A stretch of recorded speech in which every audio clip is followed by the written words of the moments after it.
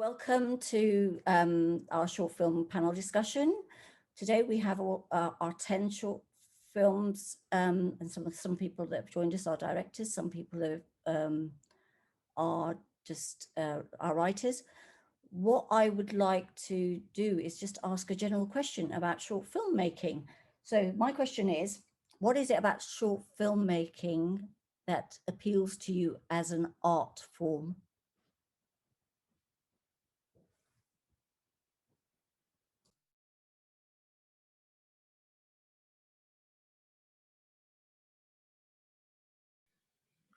Uh, Let me start this conversation. So basically, I am a visual artist, and I work with the two-dimensional images, and I kind of make haunting depiction of monochrome images. So the key factor in my work is the monochrome color and the black and white imagery, which obviously fascinates me.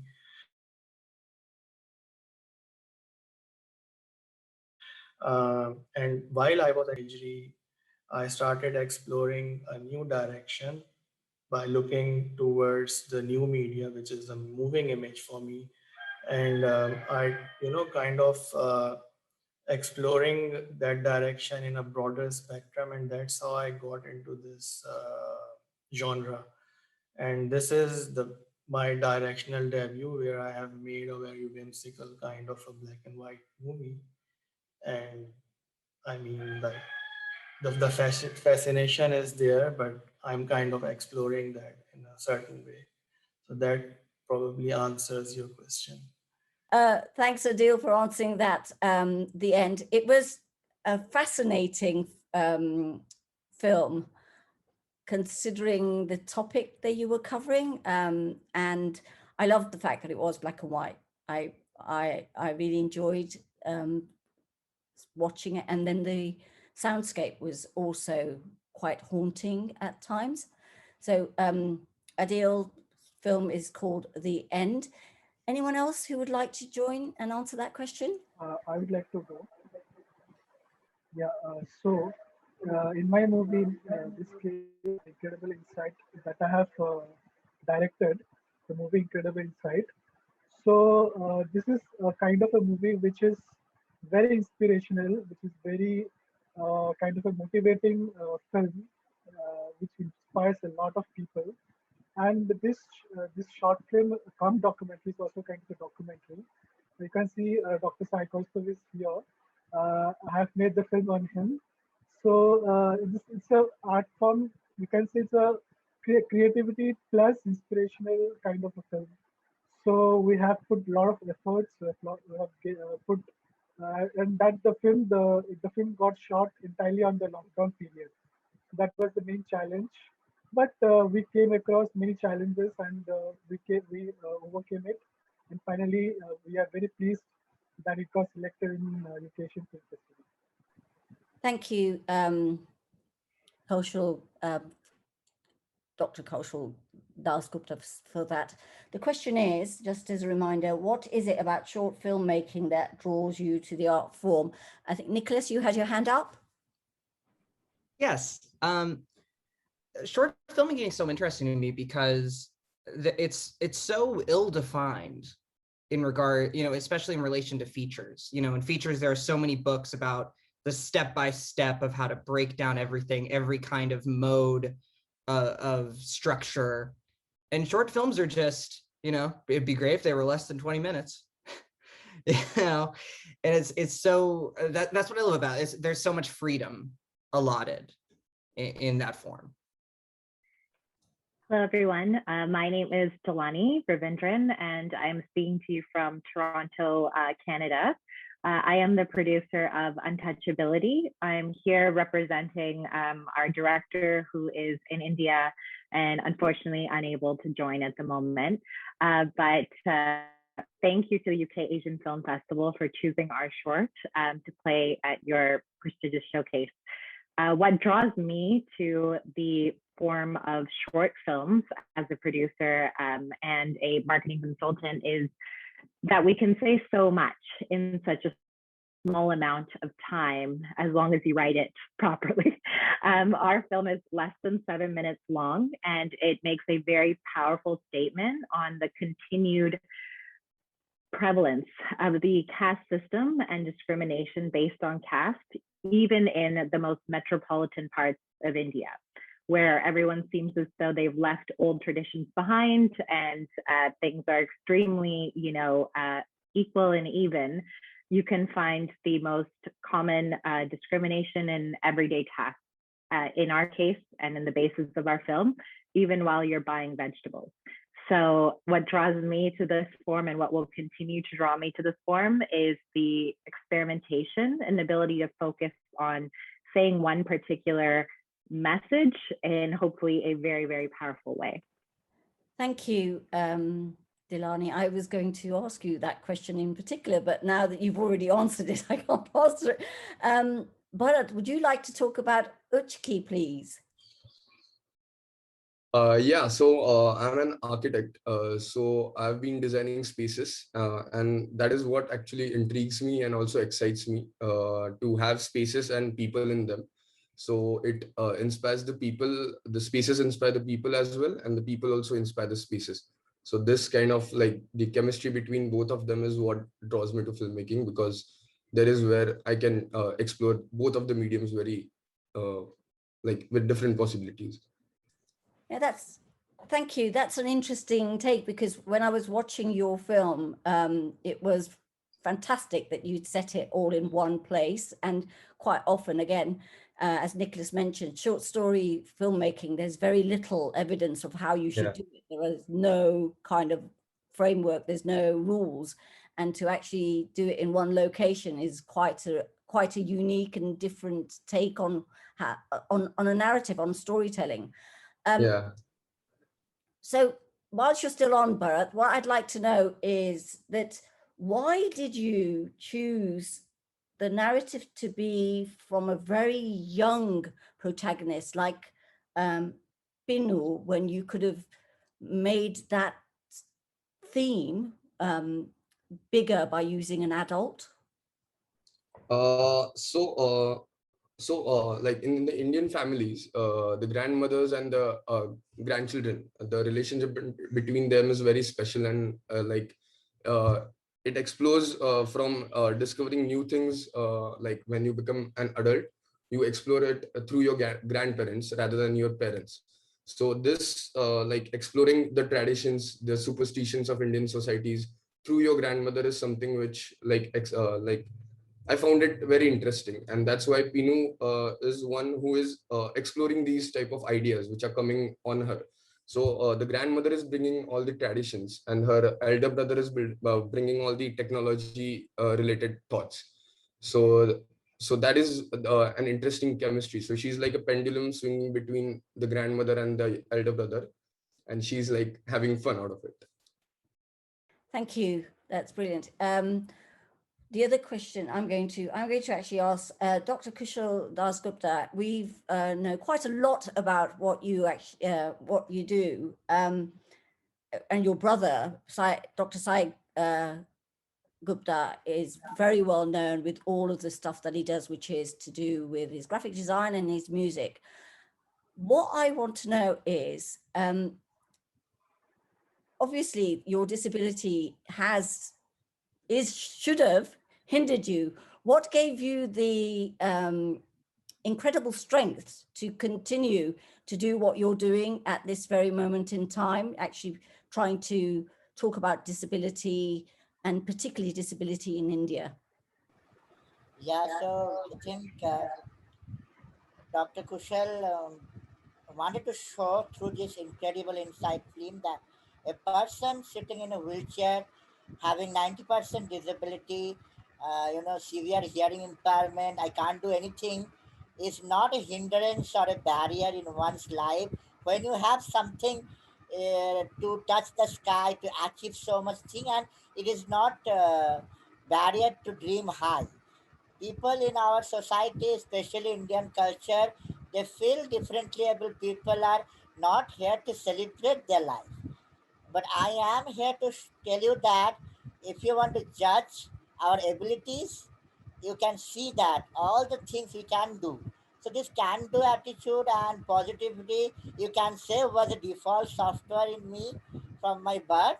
And Dr. Kushal in lockdown was talking with me that what is the possibilities of a differently able person from a day to night, and how we can portray this, because this film is fully class apart.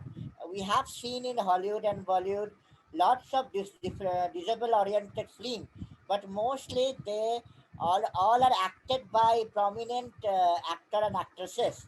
Here in this film, I have acted my own personal story, own real life, and that is the making this film class apart. That it's not a story, it's not a narration, but it's a real life incident, which one side is like a film because people don't understand or they don't want to know the suffering.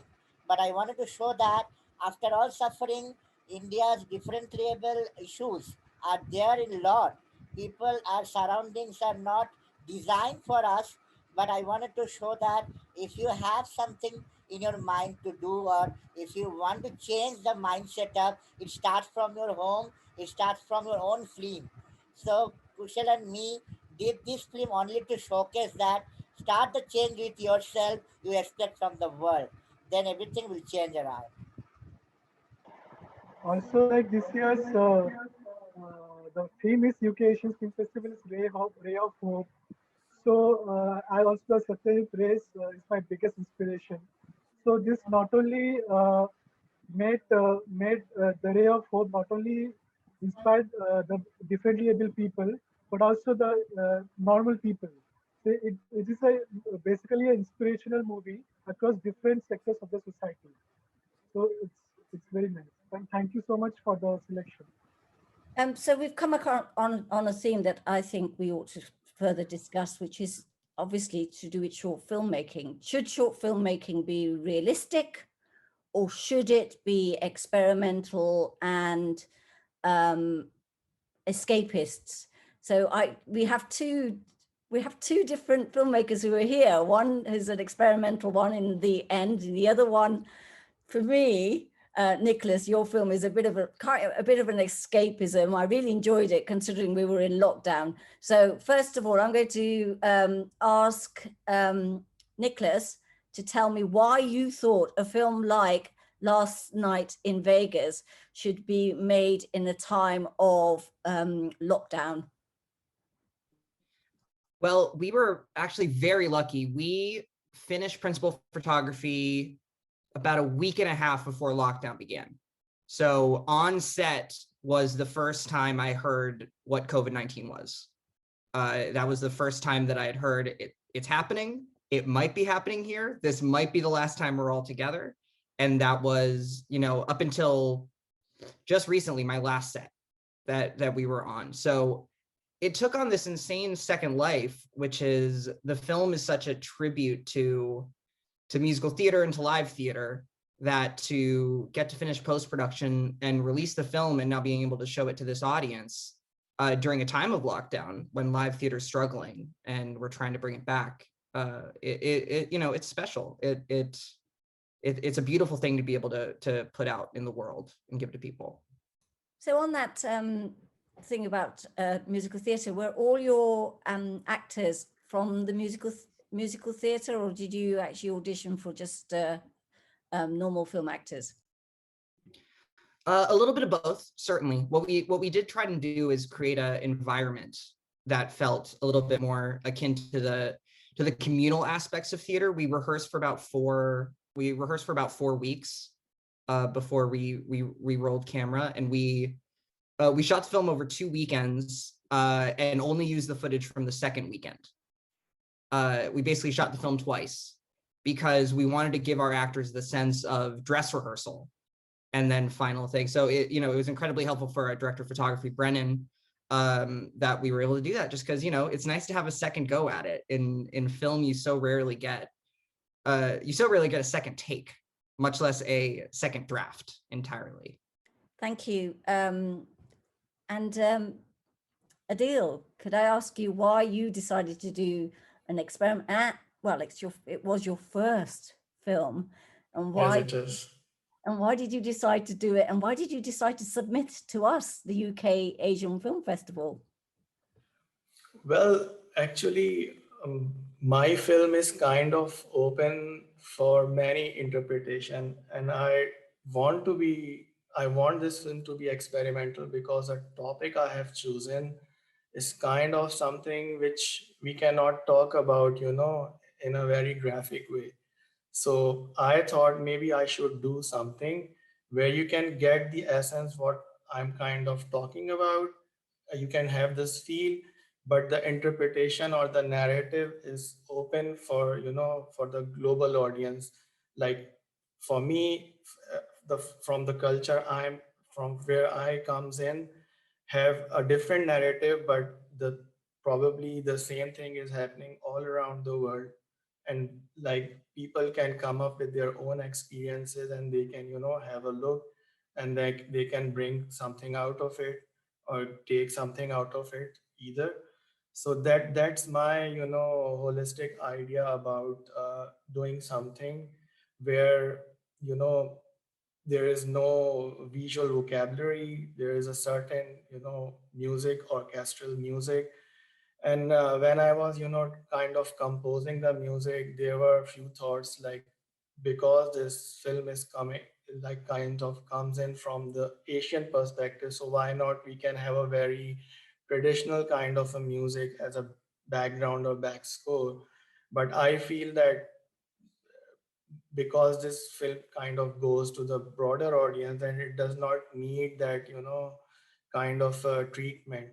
And the way, like, why I have submitted this film is again because the people who lives in UK have a broader spectrum. Like some of them are Asians, some of them from other communities and societies. So whenever they would like to, whenever they when they are going to look at this movie, they will come up with their own thoughts, with their own experience, and then that will define the meaning which comes out of it. So I want to make this movie like kind of whimsical, not a very direct take in terms of narration. So I'm glad you actually answered that in the sense that you had it kept it ambiguous, because during our judging, we did have quite a few people thinking that it was the opposite of what you were trying to say. But that's great, because you're obviously, film is all about giving a different emotion to your audience. And so, because I think a lot of people were worried about the fact that you were breaking statues down of, quote, innocent people, is what one of the judges said, which is quite an interesting take on. Whereas for me, it wasn't that. It was about, for me, I interpreted it very differently. So there's a sense of iconoclasm which kinds of which is there in the movie, like the way these idols are kind of breaking up. So the narration builds from that perspective. And I always like to play with the beauty in the ugliness. So something which is having a very finished look, looks very beautiful, pictorial element is there, sound is there, but the way it makes you uncomfortable, that is again there. So this paradox, this kind of a paradox which is there, kind of make this film interesting. Thank you. Now, a similar type of question for you, Bharat and Dilani. You've kind of, Bharat, you used a superstition and tried to understand it through narrative from a young perspective. And for you, Dilani, you were talking about obviously untouchable in the caste system, which is fairly engraved in Indian society. Even if you are not a Hindu, it sort of permeates in small form throughout our existence. Would one of you like to start with by telling me why you decided that that was a particular topic that you wanted to cover? Yeah. So this exactly is not a superstition as such. It's a kind of a belief which is there in Indian society. Like if you have hiccup, there's someone who is thinking about you. It's like a saying or something of that sort. So it was very interesting to me because this concept itself is such a like you can explore it in different ways, and to explore this through a child is like it's like a very fun experience to me while writing also what all questions will come in her minds, how will her elder brother answer them, how will the grandmother answer them, will grandmother like straightforwardly say no, yeah, it's not like that, it's just a belief, or will she play with her? So I got to explore a lot of things, lot of even the child behaviors, even the grandmother's behaviors, and even the young perspective of the elder brother around this simple concept of when you get hiccups, someone is thinking about you. So like this is what excited me, and like So with our short film Untouchability, which in Tamil or the original title is Peete, this was written and directed by Harish Narayan, and who, as I mentioned, unfortunately couldn't join us today. So how did this topic or film came to be, or why did I want to take a topic on it? Truthfully, I found Harish through a competition. I started a fund in the memory of my late father in 2019, and we opened up a script competition internationally to find first-time filmmakers to submit a script for something that's under 15 minutes. And I really didn't put any particular requirements on genre or topic, but I knew that I wanted to produce my first short. I wanted it to say something. I didn't want it to be simply entertainment or and necessarily just narrative. I really wanted it to have some basis in truth and also really speak to a prominent theme in South Asian culture. I am in Toronto. I am of Tamil background. I have lived and worked in India, and I have observed many things that even outside of the country, even me growing up here in Canada, still see prevalently in South Asian culture. And one of those things is discrimination based on caste. I am not Hindu either, and yet I still see it in my large extended family in ways that I never quite could comprehend growing up. It could be as simple as they're from this part of the town or this town instead of that one. So, you know, they might deal with money differently. Like, why are these comparisons used to describe someone or their nature, maybe dependent on their last name or what part of Sri Lanka or India they're from? And so the caste system has always been something that, I mean, upsets me and also fascinates me that it can continue today, even when, you know, people's names may have changed or where they came from is very different. There are very minor ways that people associate you with some ancient caste and say, and determine something about your personality or your worth.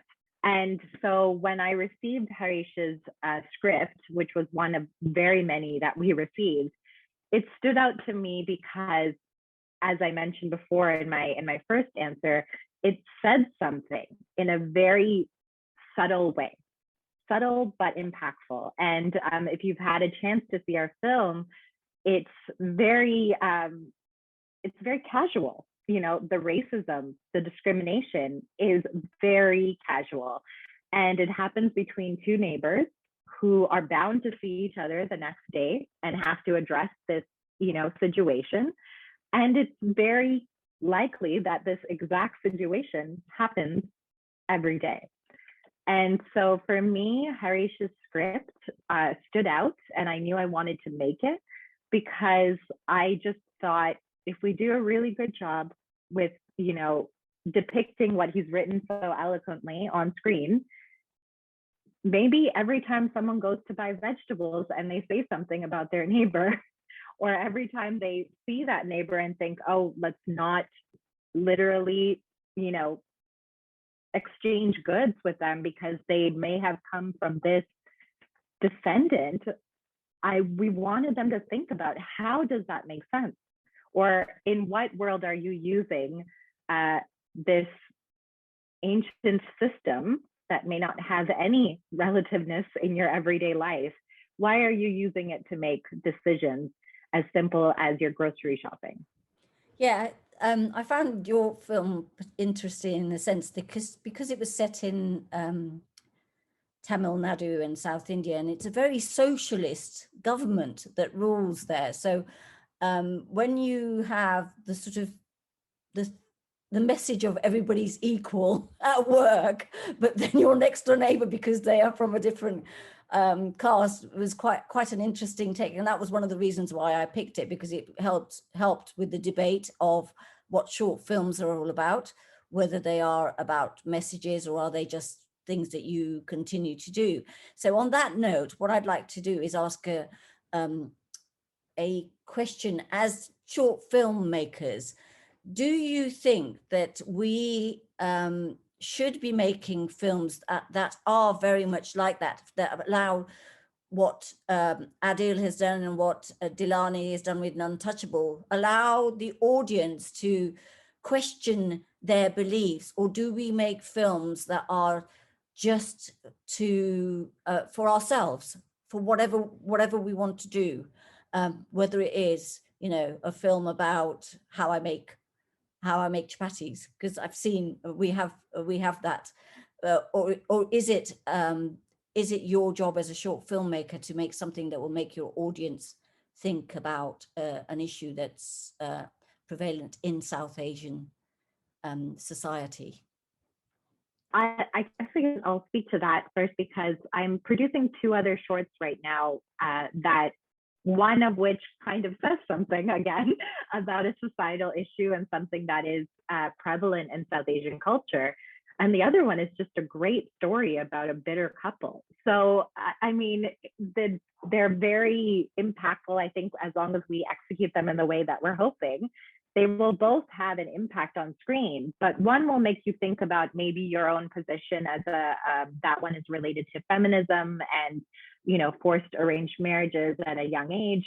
That might cause you to think about your own upbringing as like me, as a South Asian woman, and, you know, what it means to have your own independence and assert your own decisions related to your future and your life partner. Or it could just be a very entertaining watch and still cause you to think about something, you know, of a cause, but we didn't intend it to. So for me, I think it's more about the writing for a short film, and it needs to really be succinct, or maybe instead of succinct, it needs to be, it needs to contain and focus on one thing, whether that's the characters, the cause, or even just the setting, because perhaps it's, you know, a film devoid of dialogue and it's really just about the visuals. I just think that the method of short filmmaking should really focus in on something. Whereas in a feature, I believe you have a lot more room to explore, you know, various genres and tracks. And with a short film, I think the success in it is finding focus. Thank you. Thank you for that. I think you're all wonderful people to have actually made films and actually submitted to us, which is really good. I'm going to wrap up because I think we've already had as much as we can discuss. Unless somebody else wants to say something in particular that's really vital, I would allow you to have the platform. I was impressed by the films. I'm always impressed by seeing short films. And, you know, whether it's been produced by 16-year-olds that I used to teach quite a while back on how to make films, to being made by, you know, Hollywood, Bollywood film directors. I think film is a medium that doesn't require anyone to be familiar with a language. You can, the visual language, you don't need to know whether it's in Bengali or Tamil or any other language, Russian, you kind of get it just by watching the visual form. And that's why I'm so enamored with it. And I'm so glad that you've all submitted your films, and please continue to spread the word and submit some more for next year. We will be providing a theme soon. It'll be a little bit more, hopefully a little bit more enlightening, considering that we're in COVID times. I think we'll do something really light. I think everybody wants to do something really light now. Forget all the deep subjects that we're all running through and having to do. So I would like to thank you all for taking your time out from your busy schedule. The UK Asian Film Festival are really, really, really thankful for you to actually showcase your work. It was amazing. I really was impressed.